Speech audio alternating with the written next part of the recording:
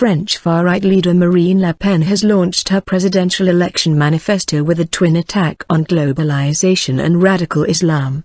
The candidate of the National Front, FN, told supporters in the eastern city of Lyon that globalization was slowly choking communities to death.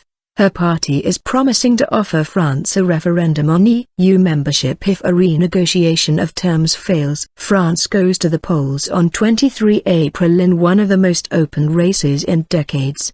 The incumbent Socialist President, Francois Hollande, is not standing for a second term. The FN is styling itself as the original anti-establishment party, with its leader hoping to cash in on the time for change feeling generated by Donald Trump's election and the Brexit vote in Britain. BBC Paris correspondent Lucy Williamson says the party, which has never won more than a third of the popular vote, has been trying to soften its image recently, in order to broaden its appeal. Opinion polls suggest she will win the first round but lose the second. Local Revolution, arguing that the FN was the party of the French people, Ms. Le Pen said she wanted a free, independent and democratic country. Globalization, she said, meant manufacturing by slaves for selling to the unemployed, while the FN solution was a local revolution guided by intelligent protectionism and economic patriotism. She said the EU was a failure which had kept none of its promises, and she promised to renegotiate French membership fundamentally,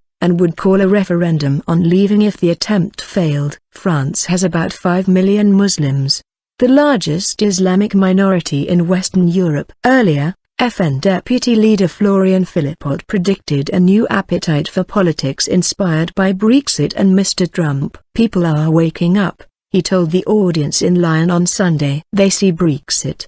They see Trump and they're saying to themselves, it's worth going to vote. The independent former banker, Emmanuel Macron, was also in Lyon this weekend, with a radically different vision for France, pro-Europe and pro-free trade. The former socialist economy minister set up his own party, En Marche, on the move, only last year, with the centre-right candidate, Francois Hollande, battling a financial scandal. Mr. Macron's chances of reaching the 7 May runoff and challenging Ms. Le Pen have risen. The Socialist Party recently chose radical leftist Benoît Hamon as its candidate. He is currently trailing the other 3 candidates by a few percentage points in opinion polls. Jean-Luc Mélenchon, the hard left's candidate, also spoke from Lyon on Sunday, appearing as a hologram in Paris simultaneously. The candidate being given about 10% in opinion polls called for redistribution of wealth and spoke against the EU.